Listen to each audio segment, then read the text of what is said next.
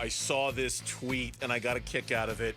Has nothing to do with the Cardinals, but it's from Art Stapleton, who covers the New York Giants and the NFL for the USA Today and a North Jersey publication as well. Cam Scattaboo? Did you see that? Did you see the catch tweet? in the end zone? Well, no. Okay, that I saw. There was a video of his catch in the end zone, but there was also this tweet from him an hour ago.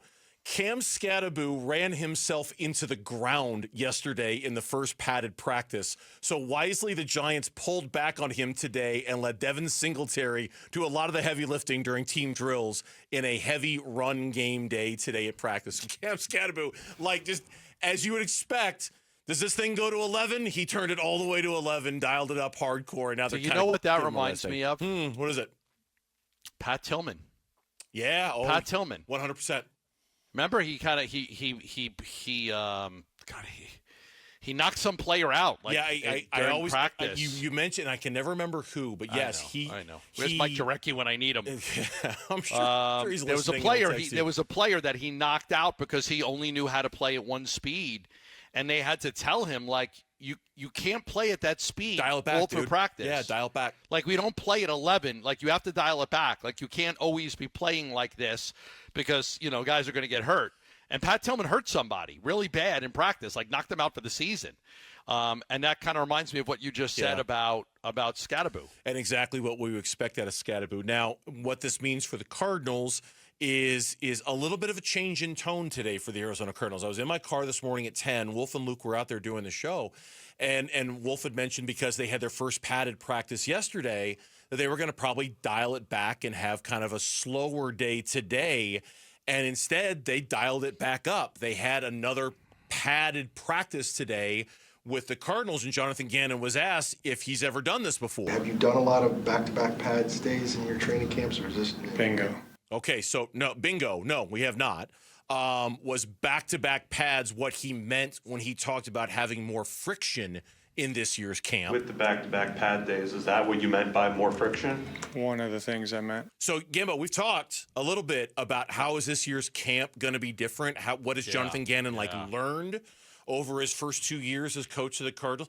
This is different, right? Like this is it's subtle, and it's probably in the end result not that big of a deal, but it is a different approach for Jonathan Gannon and the crew to go with this early in camp.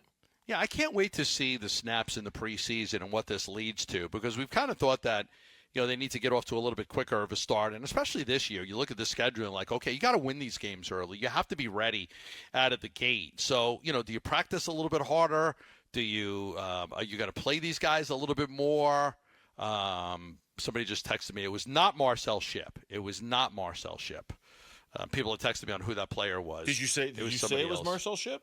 No, I didn't say it was. Oh, okay. Oh, I didn't know if you'd said that or not. I don't remember. It was somebody else. I don't remember who it was either. I just remember there was somebody that Pat Tillman leveled, and they had to dude, slow down. Right. That's not where this is for, right? Like, calm down. Right. Yeah.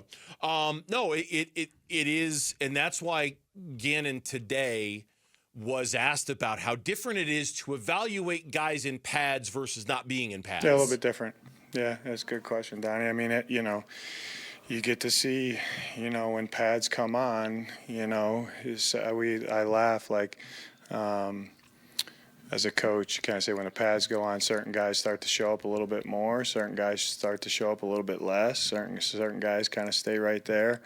That's because it's becoming a little more physical now, which is a huge part of the game.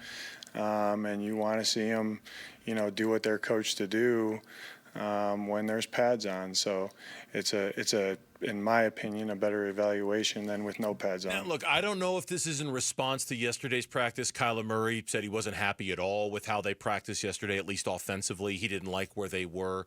But that answer to that question, and we've got to know Coach Gannon pretty well. We've done his radio show for the last couple of years. Kind of suggests to me that he wants to know a little sooner, okay, who are my guys, right? Like I can tell better who's a better football player when you put pads on. I want to see another day of pads because I want to see who are the guys who are better with pads on. I need to know a little earlier in the process, especially defensively when they've got all this depth.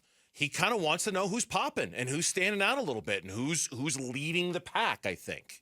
Yeah, listen, to play that game, the violent level that it's played at, you have to absolutely love a level of physicality, that most human beings just will never understand. So, yeah, when you put the pads on and you let guys hit each other and, they're going, even if it's not 100%, right? They're going 90%. I mean, he's okay. Let me see. Let me see that.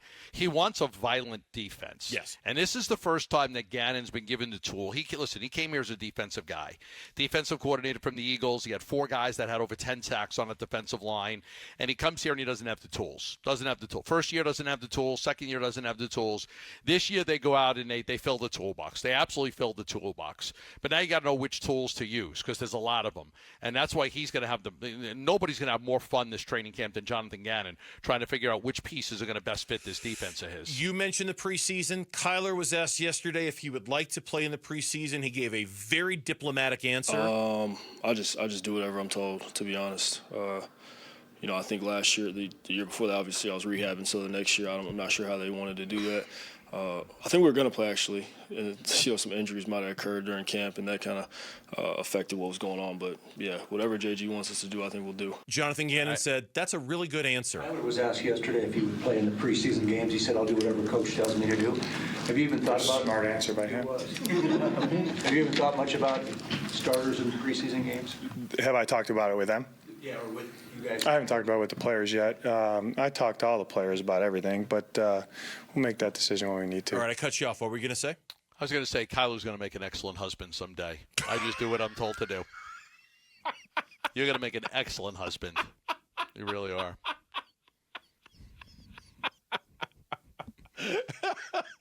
My wife doesn't think I'm funny, but I feel like I am. Well, I feel like I'm funny. When you're making jokes at her expense, I can see why she might not think Well, that. but come on, that was pretty funny. You got Lauren laughing on the other side of the glass about that one. Kyle will make an excellent husband. I do what I'm told. Thanks for watching Burns Gambo. Click to see more from the guys and hit the button in the middle to subscribe so you never miss a video from Arizona sports.